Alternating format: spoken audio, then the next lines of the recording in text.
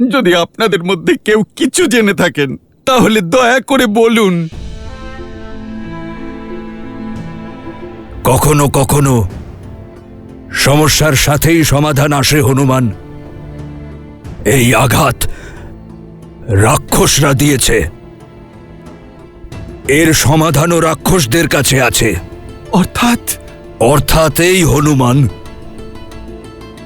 গতবার ইন্দ্রজিৎ আঘাত পেয়ে গিয়েছিল, কিন্তু শীঘ্রই ও শক্তিশালী হয়ে ফিরল। হয়তো তাদের মধ্যে কারুর কাছে শক্তি অস্ত্রের ঘাতের প্রতিকার আছে। একজন আছেন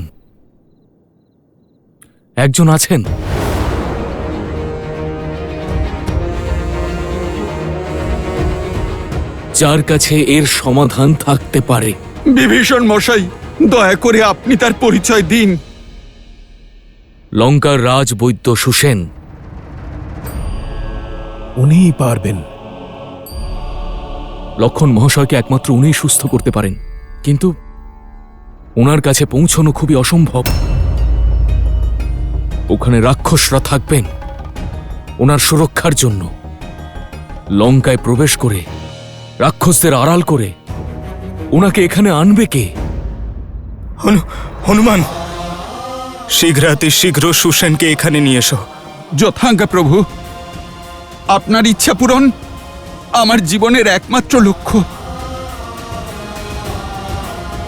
বিভীষণ মশাই, আপনি আমায় বলুন, কোথায় পাবো রাজবৈদ্য সুসেনকে? জয় শ্রীরাম।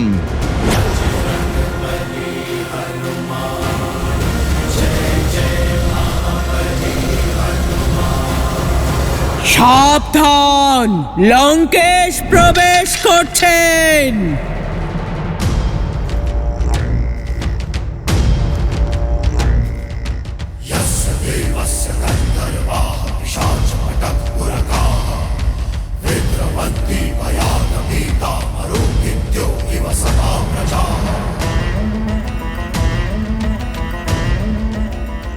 কিছু অনুভব করলে সীতা?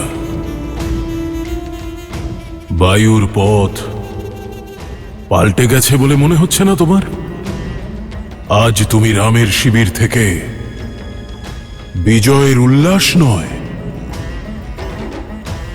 করুণ রোদন শুনতে পাবে। তোমার মুখ দেখে মনে হচ্ছে যে তুমি এখনো এই শুভ সংবাদ থেকে বঞ্চিত আছো। তোমার জন্য যদিও অশুভ, তবুও জেনে রাখো, আমার বীর পুত্র লঙ্কার যুবরাজ মেঘনাদ, দশরথের পুত্র রামের অনুজ, তোমার পুত্র সম দেবরকে সংহার করেছে।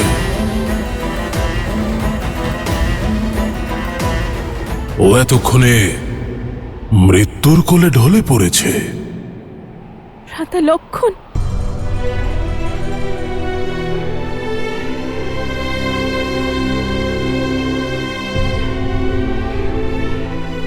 সবাই বলছে অযোধ্যার হবু রাজা জয়লাভের সকল আশা ত্যাগ করেছে। অহল্যা আর শবরীর মতো নারীদের উদ্ধারকর্তা নিজেই যুদ্ধক্ষেত্রে নারীদের মতো কপাল চাপড়ে বিলাপ করছে, নিজের অস্ত্র ভূমিতে ফেলে দিয়ে রোদন করছে। লক্ষণের বিয়োগে মৃতবৎ হয়ে গেছে। আমি জানি এটা শুনে তুমি নিশ্চয়ই খুব কষ্ট পাচ্ছ, এটা জেনে যে রামের এই অবস্থা। তবে তুমি চিন্তা করো না,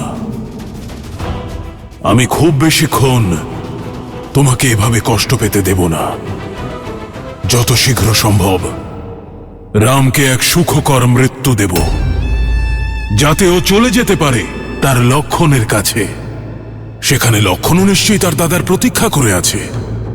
সংঘর্ষ সমাপ্ত হয়েছে, তোমার সামনে এখন একটাই পথ, লঙ্কেশ।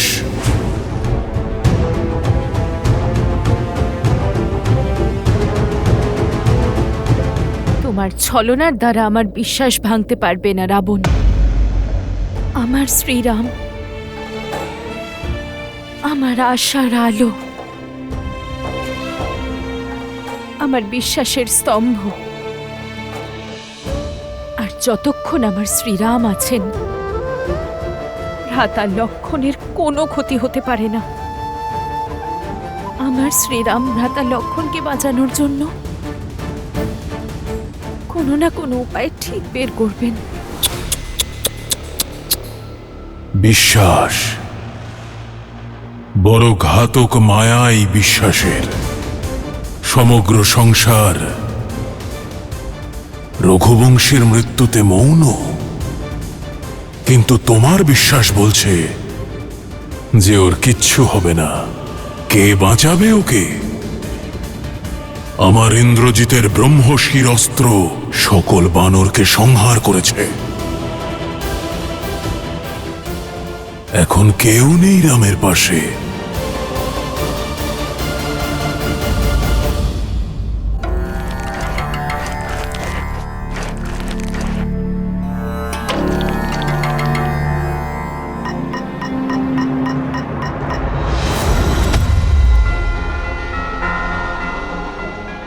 জয় শ্রীরাম।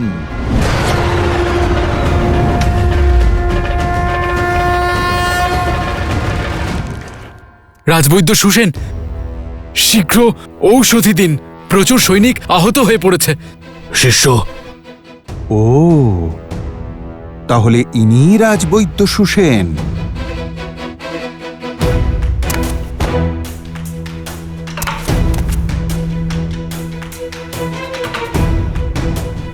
এই নিন।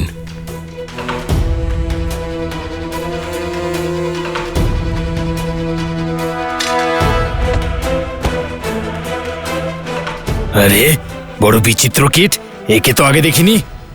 খুব শীঘ্রই ভুলে গেছো? ভালো করে দেখো আমায়। আরে ঠিক করে মনে করো, আমি তো সেই যে তোমাদের এই লঙ্কায় আগুন লাগিয়েছিল, তাও দুবার।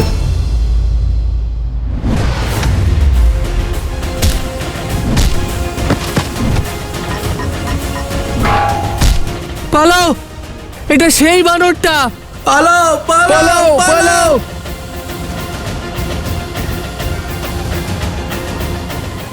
বৈদ্যমশাই, আপনি চলুন আমার সাথে। আসুন। আমাকে মেরো না, আমি সৈনিক নই, রাজবৈদ্য। তাই আপনি জীবিত আছেন, চলুন আমার সঙ্গে। কোথায়?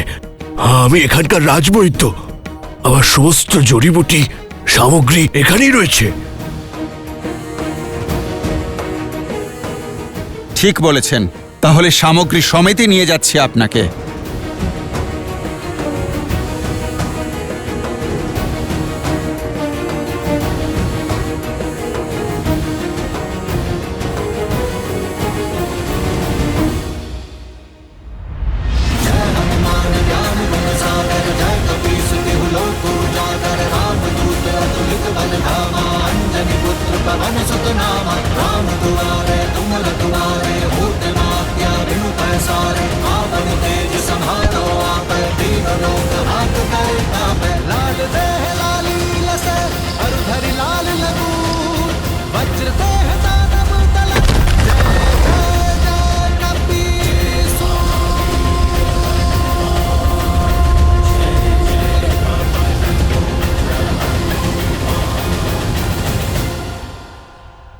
আরে কি করছো? কোথায় নিয়ে যাচ্ছ আমাকে? কথা বলার সময় নেই এখন। আপনি এটা শুধু জানুন বৈদ্যরাজ, যে আপনি উদ্ধার হতে চলেছেন। আরে যখন মারতেই চাও না, তখন কোথায় নিয়ে যাচ্ছ? কেন নিয়ে যাচ্ছ? কি উদ্দেশ্য তোমার? অনেক কাজ করেছেন, কিন্তু তবু রাক্ষসী আছেন। এবার রাম নাম জপ করার সময় এসেছে। জয় শ্রীরাম। বাঁচাও, বাঁচাও, কেউ আছো? বাঁচাও, রক্ষা করো আমায়। জানো তো সীতা, যখন জলস্তর কমে যায় তখন পদ্মফুল তার কাণ্ড ছোট করে না, সে কারণেই তার বিনাশ ঘটে। তোমার অহংকারেরও একই পরিস্থিতি। এত সময় কেটে গেল, তাও তুমি নিজের অহংকার ত্যাগ করলে না। আর ত্যাগ করবেই বা কিভাবে? একবার দেখো, তুমি রাবণের এখানে একজন বন্দিনী, তাও তোমার রূপ এতটুকু ম্লান হয়নি। আর রূপ এবং অহংকারের সম্পর্ক খুবই গভীর। এখন সময় হয়েছে তুমি সেই অহংকার আরো বাড়াও, কারণ তুমি লঙ্কার পাটরানী হতে চলেছ। নিজের এই ভ্রম ত্যাগ করো সুন্দরী। মেঘনাদের শক্তি অস্ত্রের কোনো প্রতিকার নেই। লক্ষণের মৃত্যুর পর রামের সব সাহস চলে যাবে। আর এই পরিস্থিতি ওই নর কেন, স্বয়ং তোমার নারায়ণও পরিবর্তন করতে পারবেন না। বাঁচাও, আরে বাঁচাও, কেউ আছো? আমায় সাহায্য করো, রক্ষা করো আমার।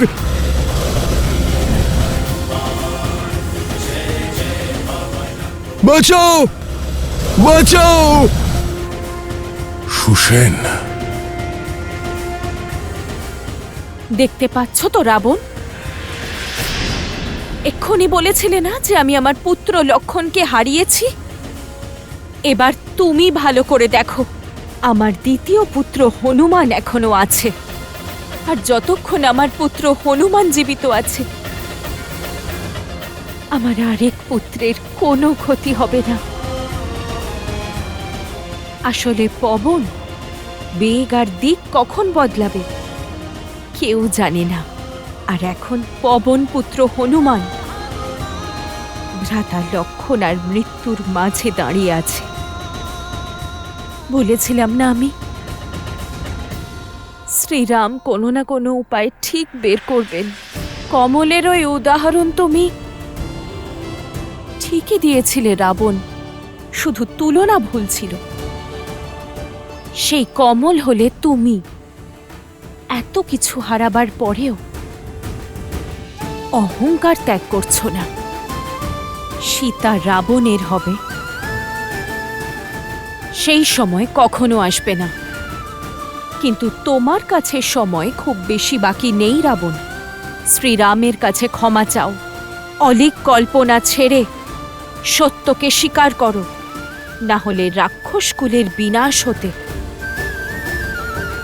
কেবল আর কয়েক দিনের অপেক্ষা।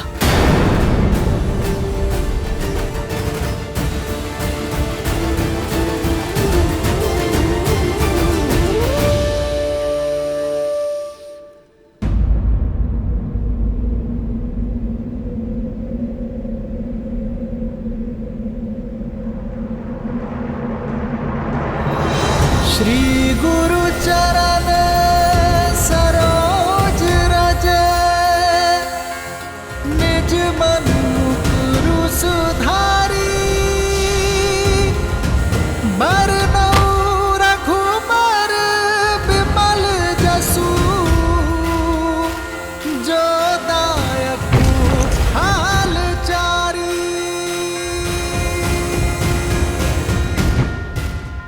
জয় শ্রীরাম। जय हनुमान ज्ञान गुण सागर, जय कपीस तिहु लोक उजागर। राम दूत अतुलित बल धामा, अंजनी पुत्र पवन सुत नामा। প্রভু, বৈদ্য সুসেনকে এনেছি।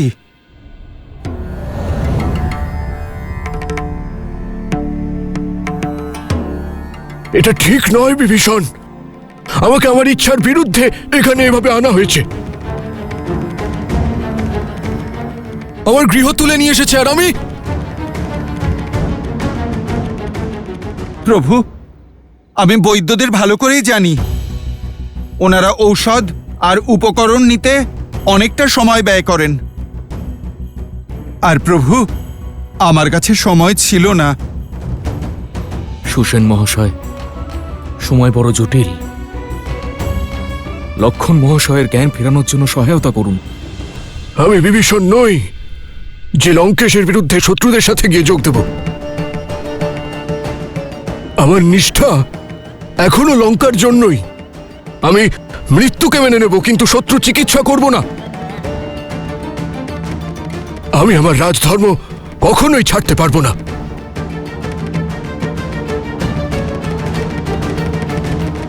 বৈদ্য জীবন দান করার কথা বলে বৈদ্যরাজ, প্রাণহরণ করার নয়।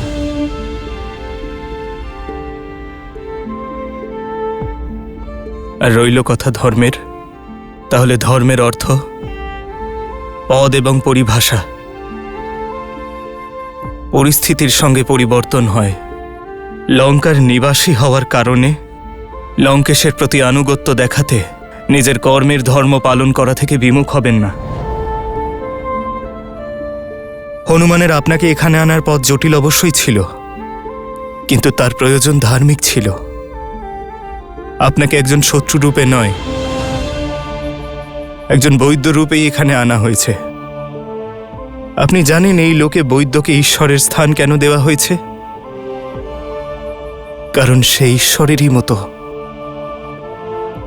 মিত্র এবং শত্রুর মধ্যে ভেদাভেদ করেন না। প্রয়োজনে যে সাহায্য প্রার্থনা করে তিনি তাকেই সাহায্য করেন। আয়ুর্বেদ বলে যে একজন বৈদ্যের কর্ম কেবল একটি রাজ্যের সীমার মধ্যে সীমাবদ্ধ নয়। বৈদ্যের কর্তব্য যে কোনো সমাজ, সমগ্র সংসারের উপকার করার জন্য।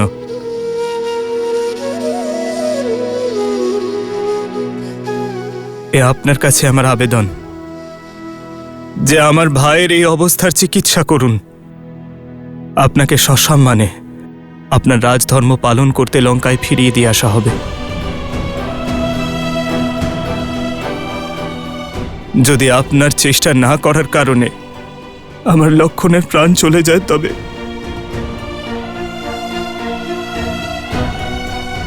তাহলে আপনার বিদ্যা, আপনার বৈদ্য ধর্ম কলঙ্কিত হবে। সে জ্ঞান কোন কাজের সেই শিক্ষা যা কারোর প্রাণ রক্ষা করার চেষ্টা পর্যন্ত করতে পারে না।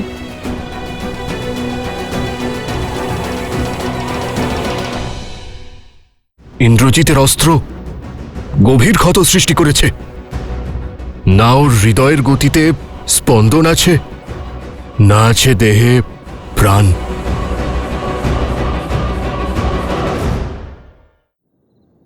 রঘুনাথ, আমি তো শত্রুপক্ষের। আপনি আমায় এত বিশ্বাস কিভাবে করছেন? আমি যদি আপনার ভ্রাতার চিকিৎসার বাহানায় ওনার মৃত্যুর পথ প্রশস্ত করে দিই? আমি একজন শত্রুর কাছে সাহায্য নয়, একজন বৈদ্যের কাছে প্রতিকার চাইছি।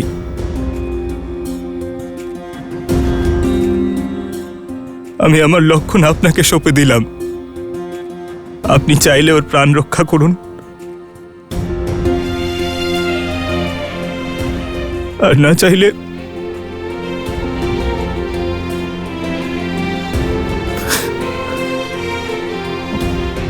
আমি আপনাকে বিশ্বাস করছি, এ আমার চয়ন। আর আপনি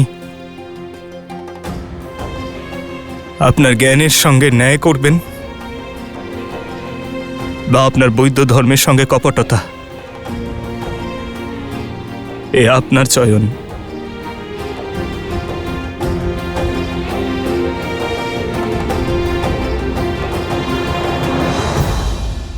যা কিছু শুনেছিলাম সেসব মিথ্যা ছিল না। ধন্যবাদ। আমি বৈদ্য তো হয়েছি, কিন্তু আপনি আমাকে বৈদ্য ধর্ম শেখালেন। আপনি শত্রুদের বৈদ্যের উপর বিশ্বাস দেখিয়েছেন প্রভু। বিশ্বাস রাখুন, আমার বিদ্যা আপনাকে নিরাশ করবে না। বৈদ্যরাজ, ধন্যবাদ জানানোর অনেক সময় পাবেন। আগে আপনি ভ্রাতা লক্ষণকে সুস্থ করুন।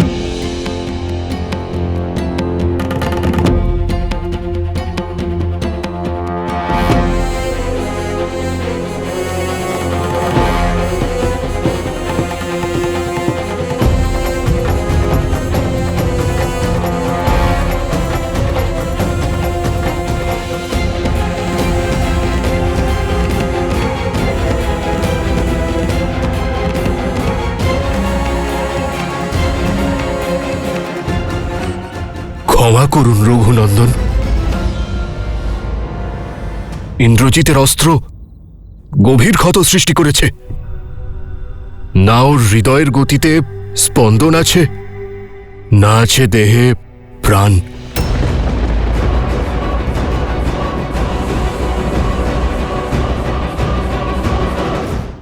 সুদূর হিমালয়ের গন্ধমাদন পর্বতে কিছু অলৌকিক আর অতি দুর্লভ ঔষধি রয়েছে। যদি সূর্যোদয়ের পূর্বে সেই ঔষধি পাওয়া যায় তাহলে লক্ষণের প্রাণ বাঁচতে পারে। আমার কাছে কেন, সমগ্র লঙ্কায় এমন কোন ঔষধি, এমন কোনো উপায় নেই যা ওনার প্রাণ বাঁচাতে পারে। আমি নিরুপায়, আমার হাতে কিচ্ছু নেই।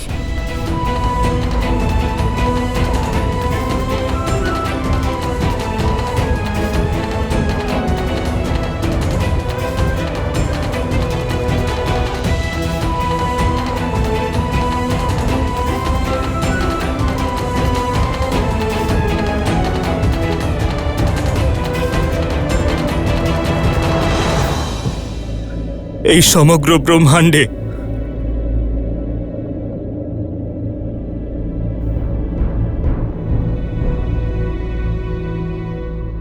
উপায় তো আছে,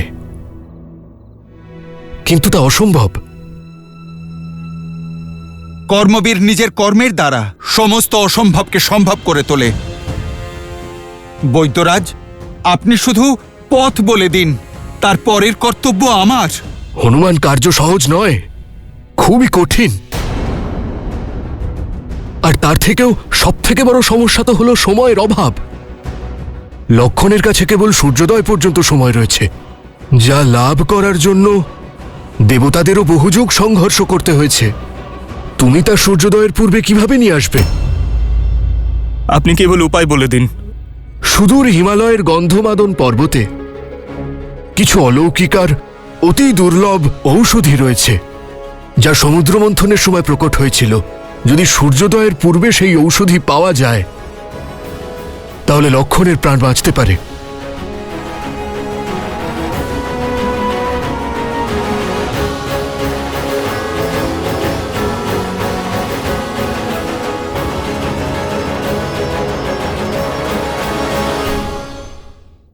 লক্ষণের প্রাণ যখন সংকটময়,